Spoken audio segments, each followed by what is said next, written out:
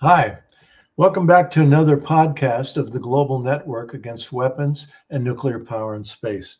The Global Network was created in 1992 to stop the arms race from moving into space. You can support the show by clicking on the like button and also subscribing to our YouTube channel. And don't forget to check out our website at spaceforpeace.org. We want to thank Global Network board member Will Griffin for doing the tech work to make this show possible. And our guest this time is Daniel Walsh from the United Kingdom, who's a PhD researcher on spaceports. Welcome to the show, Daniel. Hi, thank you for having me. Great to have you. Let's start out with just taking a moment and briefly introducing yourself to the audience. Hi, so I'm Daniel Walsh. I'm a PhD researcher, as Bruce already mentioned, at Northumbria University, which is located in Newcastle, northeast England. And my research is looking at the development of spaceports, particularly in the United States, but having a bit more of a global outlook as well, and some of the community resistance that's going against the development of spaceports. All right. How did you become interested in these space issues, and why did you decide to focus on spaceports?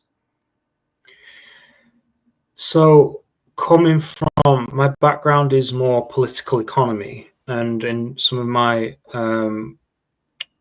the research I previously done was in things like policy development, but also environmental justice, indigenous resistance against fossil fuel development, and I just kind of became aware of some of the space issues over time, really, quite organically, and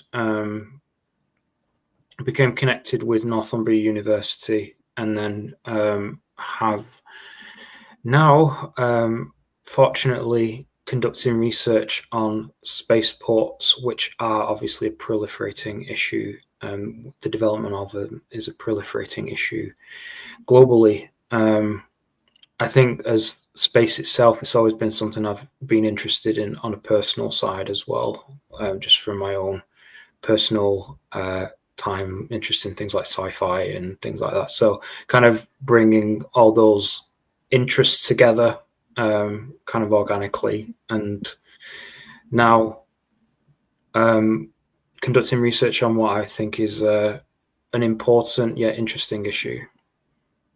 So tell us what you see as the global outlook for the development of spaceports. So the global development of spaceports, I mean, the country that is, I guess, is quote unquote leading the way, for want of a better term, is the United States. The United States has pretty much the most active spaceports and has a lot of proposed spaceports. You also have China, which is developing a lot of spaceports as well. But I think and then obviously you have other spacefaring nations as well, like Russia, which have some. Europe are really trying to get into the game as well by developing some, particularly here in the UK. We have some in northern Scandinavia as well, like S-Range in Sweden, and there's one being developed in Norway called Andøya. But then you're noticing more of a development of spaceports in countries within what we call like the global south. So continents like Latin America, Africa, Southeast Asia. Indonesia is really trying to develop some of their spaceports. Malaysia are looking at conducting a feasibility study into the development of spaceports. Africa, Djibouti are developing a spaceport in conjunction with China. South Africa are building one. Kenya are looking building one in connection with Italy, and they're also prospecting one with an American company. Latin America, Brazil have had one called Alcantara, which has been which has displaced Quilombo communities, which are communities that have descended from people who were formerly enslaved. So Afro-Brazilian communities, Peru. You're seeing again feasibility studies in Dominican Republic, Costa Rica. Like you're seeing this like burgeoning proliferation of spaceport development in what consider the global south. They're trying to get into the game, so to speak, for want of a better phrase. And it's this what we call like the space economy is kind of being opened up, and it's being opened up under this term that's called new space. So new space was this term that was coined by the venture capitalist who was very praiseworthy of Elon Musk and SpaceX. And basically, new space is in comparison to what's called old space, which is space relations were predominantly based on Cold War geopolitical concerns between the United States and Russia. But new space has been the development of it's basically the commercialization of outer space. It's the advancement of neoliberalism into outer space. It's like the expansion of capital from the planetary scale, which has been kind of like theorized quite a lot in political economy, politics, economics, and geography. And it's kind of like breaking that planetary scale into like outer space, what has been called extraplanetary. So it's an increasing proliferation of capital, commercial entities into the space economy, as it's been termed, or what has been termed in more critical perspective, which is where I come from, the space industrial complex. Let me ask you this question: what are they generally proposing to launch from these new these burgeoning spaceports? Are they talking about that at all? What their mission will be at each of these places? So again, a wide variety of things that they might launch. So some spaceports are primarily done for like testing. So you have, say, like Starbase, which is in southern Texas, which is SpaceX's private spaceport. They do their testing their Starship launch system there, which is pretty much the most powerful one that's ever been produced. Which is a quote directly from SpaceX's website. But you have others which are, and then that Starship is obviously the one that they're hoping to use in the Artemis program, which will be used to shuttle people up and to the moon and then onto Mars.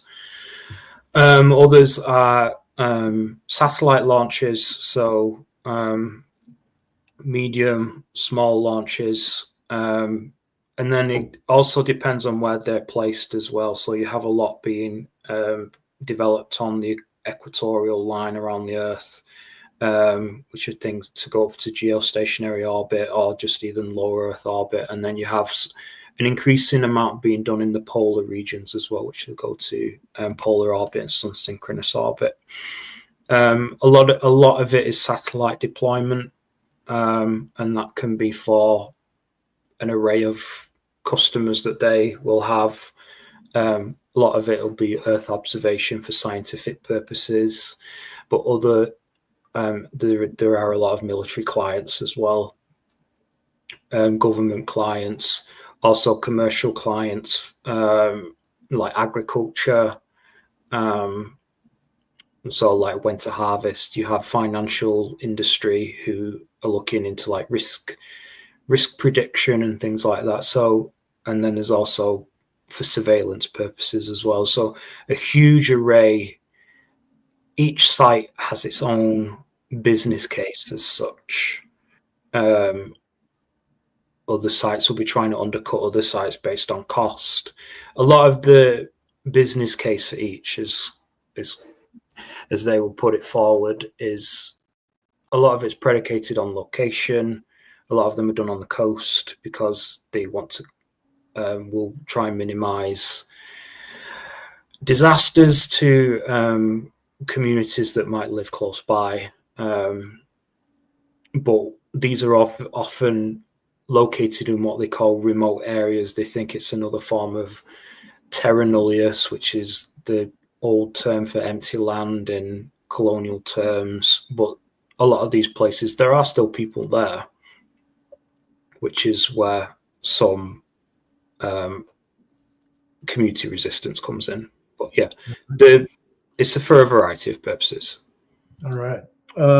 Here, where I live in Maine, they're now proposing to have a launch facility that's being funded by the U.S. Space Force to launch military satellites into lower Earth orbit. And the executive director of a company called Blue Shift Aerospace here in Maine, we have him on video saying that the Space Force is paying for their rocket launch capability development, and also that they want to fill up lower Earth orbit to exclude Russia and China from having access to it, because whoever has the high ground has an advantage during war. Anyway, let's move on. How do you see the development of spaceports affecting local communities and ecosystems? What will be the impacts? I touched upon it. I was starting to touch upon it in the last answer, and there's several ways in which communities are being impacted. I think probably one of the most prominent impacts is the displacement of communities which already exist and live in those areas. And I can touch upon the example of Starbase, which is in southern Texas, right near the US-Mexico border. And Starbase has been built on land which was traditionally belonged to an indigenous nation called the Carrizo-Comecrudo Nation. Now, they have been a nomadic indigenous nation which were between Texas and Mexico. So their land has already been bifurcated by the US-Mexico border. Now, in the development of Starbase, the Carrizo-Comecrudo Nation weren't consulted with about the development at all.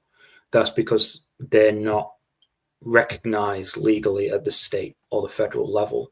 So there's not only is it the displacement of them, or the ongoing displacement, like the ongoing colonial displacement of them from their lands, but also the lack of consultation with them in the development process.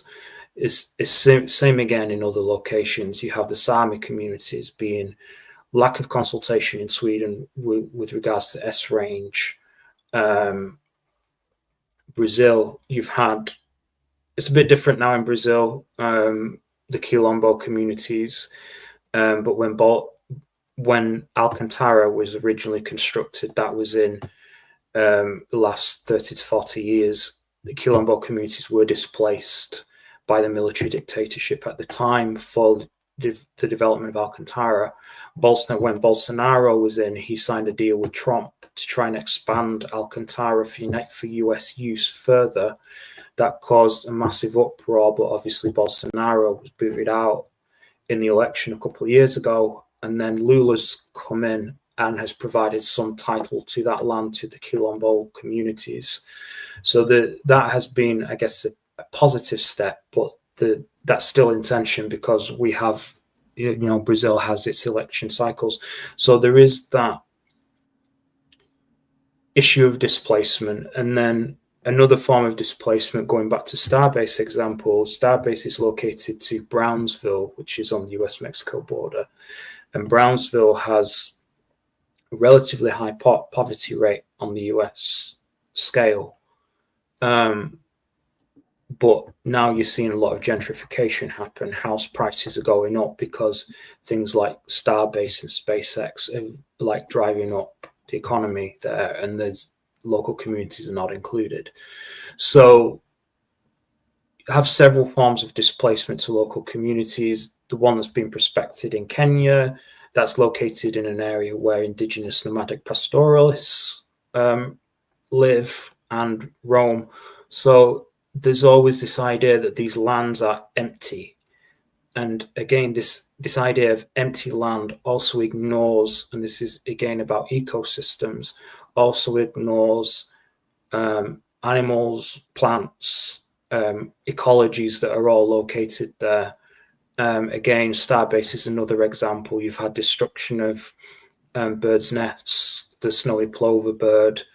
It's also a very sensitive hypersaline ecology around which SpaceX have been dumping some of their wastewater into, and also the beach near where SpaceX are, Boca Chica Beach, is also home to one of the world's rarest turtles where they nest. So it's a polluting, and again Kodiak in Alaska as well. They've had a series of explosions which has contaminated the land. So a lot of these different sites, Baikonur in Kazakhstan, where Russia do their launches, they've decades of histories of toxic pollutants on the Kazakh steppe. Like every site, there's like some detrimental environmental risk or environmental consequence of the development of spaceports. You know, frequently I hear the same refrain from the aerospace industry when they're working on developing a new spaceport. This is what they're saying here in Maine. I know they said it in Kodiak. I'm sure they say it in other places. They say that we're going to create a lot of jobs, that it's going to be environmentally friendly, no big environmental impacts, and it's good. All the launches will be civilian. Well, whether it's the launch facility in New Zealand called Rocket Lab, or Kodiak that you were just talking about, or even here in Maine, it always seems that those promises are not true, that in fact there are these other problems. Can you talk about that in a wider view?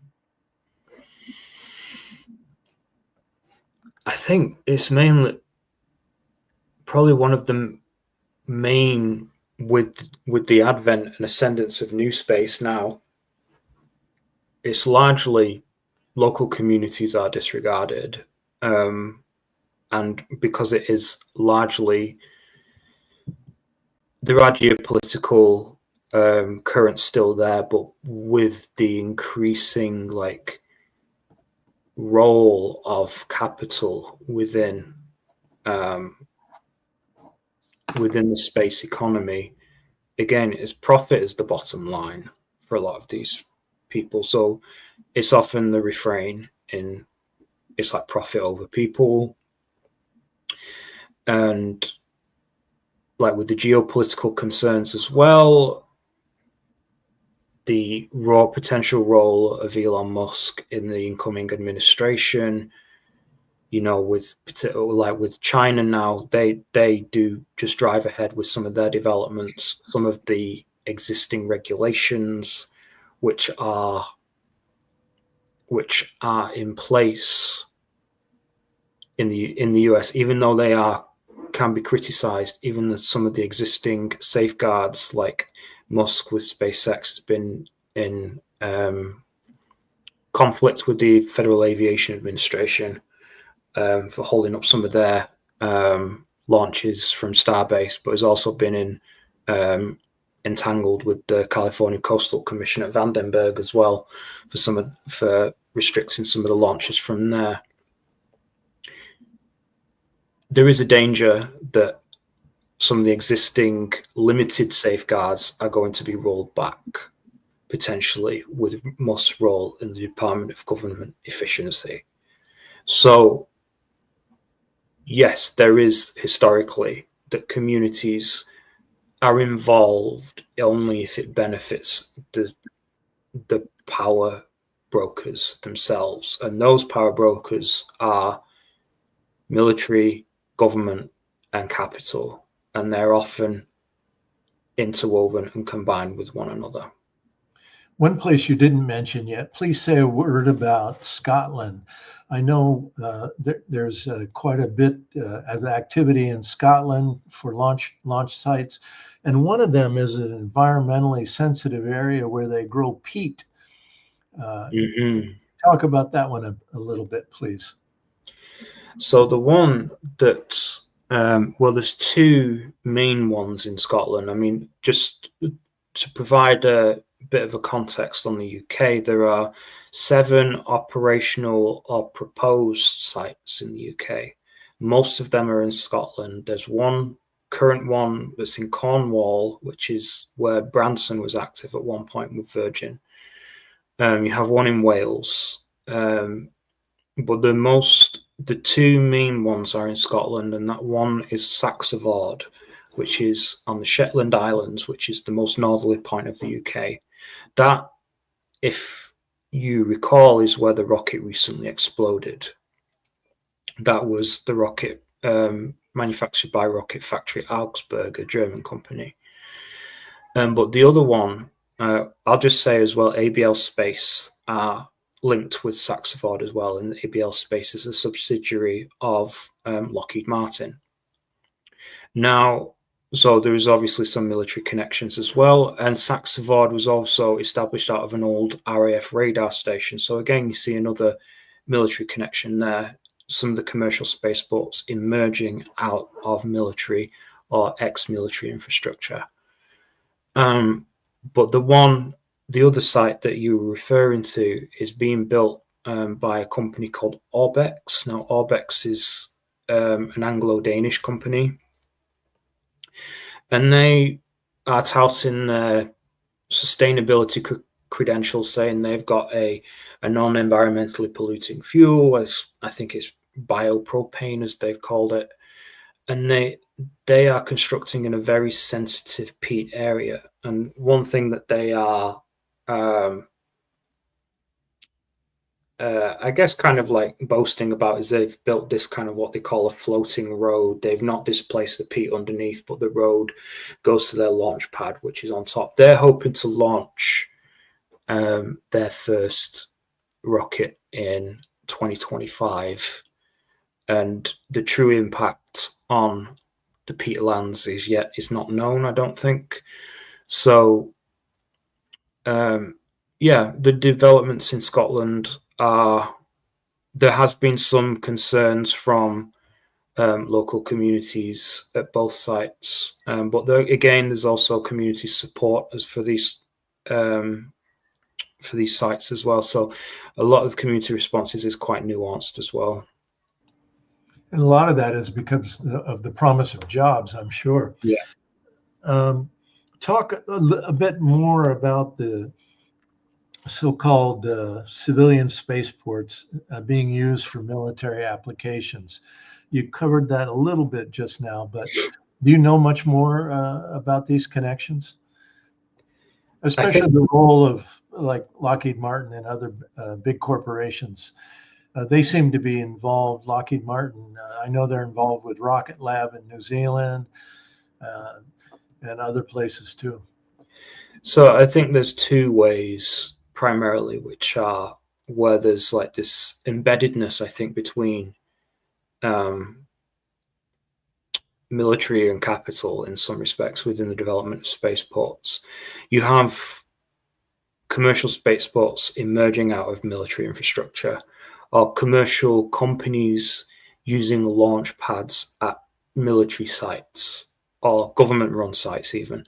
So, I mean, one example is SpaceX have their launch site at Vandenberg Space Force Base in California.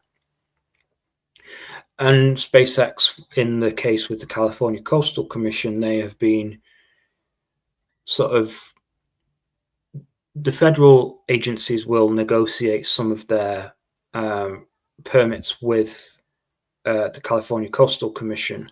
And the California Coastal Commission's remit is to protect the coastal waters and ecosystems in California. But the federal agencies will negotiate launch allowances with them.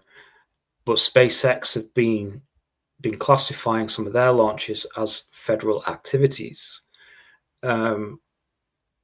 yet about only 25% of their launches have been for the Department of Defense. So there is this kind of like commercial use of military infrastructure and military privileges as well. And so that is one aspect. That was just gave you a bit of information to give you an overview of what that is like. Again, as well, Cape Canaveral is another instance where the Space Force run it, but then you have SpaceX, you have Blue Origin, you've had Boeing, you've had several other companies going there as well now, Sierra Space. So there's the commercial infrastructure emerging out of the military infrastructure. The second one is military clients of commercial launch providers. So Rocket Lab have military clients. You have again, SpaceX are a huge contract provider for the US military. In fact, probably the main or one of the main ones, as well as Boeing as well, that provide services to the US military. So it's like that. There is such an intertwining of, and as you've alluded to as well, and a third way is the funding aspect as well. But you've got a huge intertwining of capital and military within the space economy, or what we call I would prefer to call a space industrial complex. Very good. It's amazing to me, your breadth of knowledge about all of these places. It's quite impressive. I would just like to add as well quickly the role of venture capital.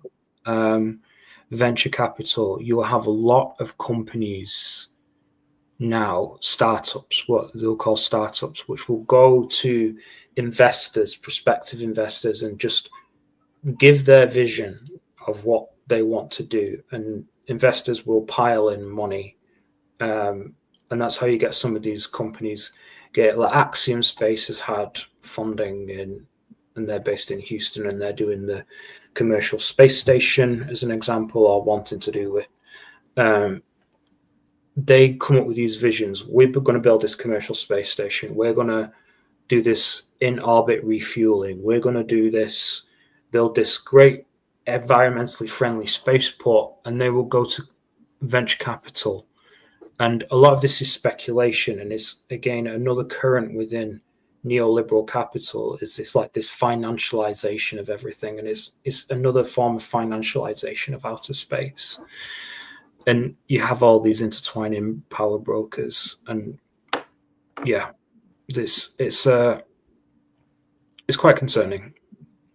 As part of your PhD work in the coming year, 2025, you're going to start visiting some of these places, not just being stuck in UK, but you're actually going to go to some of these places.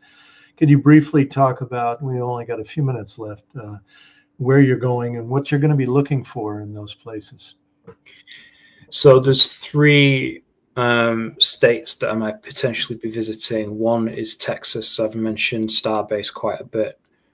So around some of the locations around Starbase, so Brownsville, Boca Chica.